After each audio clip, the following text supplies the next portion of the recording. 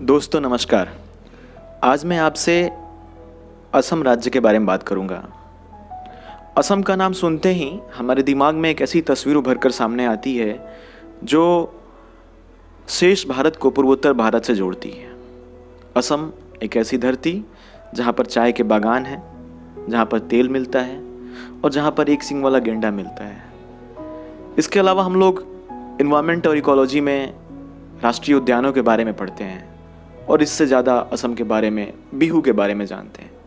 लेकिन दोस्तों, मैं आपसे अपने अनुभव के आधार पर यह बताना चाहूँगा कि असम में सिर्फ़ और सिर्फ चाय, तेल और सिल्क की साड़ी नहीं है, सिर्फ जंगल, नदियाँ और पहाड़ी नहीं है।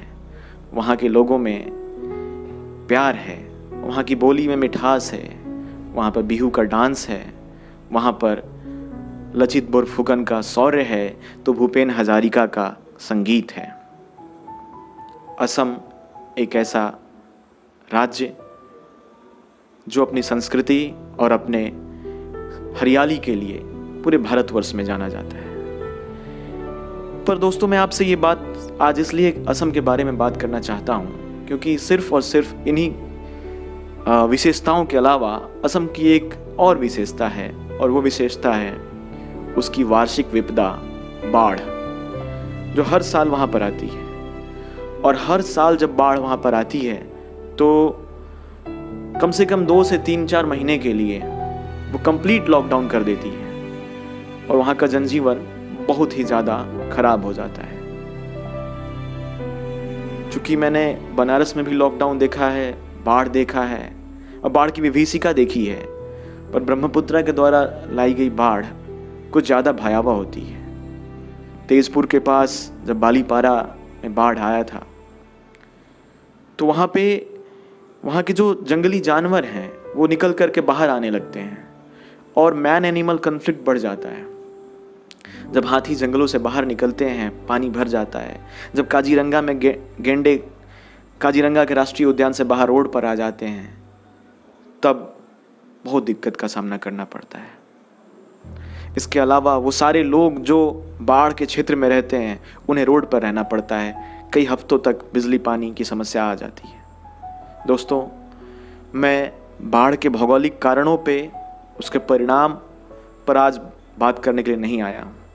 मैं सिर्फ और सिर्फ इस बात के लिए आया हूँ, यह अपील करने के लिए आया हूँ कि मेरे दोस्त जो सेंट्रल गवर्नमेंट की नौकरी में वहाँ पर हैं और वो दोस्त जो यहाँ से उत्तर भारत से पूर्वोत्तर भारत में कहीं नौकरी कर रहे हैं, उनसे मैं अपील करना चाहता हूं कि वो बाढ़ पीड़ित लोगों को अपने हिसाब से, अपने स्तर से यथाशक्ति जो मदद कर सकते हैं मदद करिए।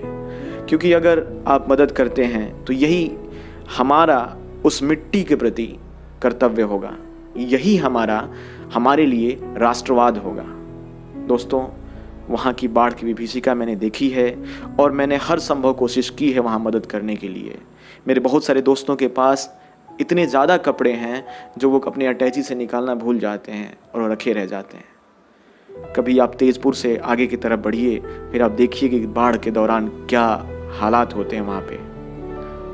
तो मैं आपसे पुनः अपील करता हूँ कि आप उस मिट्टी का कर्ज उतारें और बाढ़ पीड़ितों की मदद करें। और यही हमारे लिए, हमारे देश के लिए और हमारे भविष्य के लिए एक हमारी तरफ से कोशिश है, कर्तव्य है। भूपेन हजारिका का एक गीत है, मनुष्य मनुष्य जोनो। अर्थ उसका है कि मनुष्य मनुष्य के ही काम आता है। उस गीत को फॉलो करिए और बाढ़ पीड़ितों की मदद करिए। असम के बाढ़ पीड़ितों के साथ हमारी सॉलिडेरिटी है और हम आपके साथ खड़े हैं।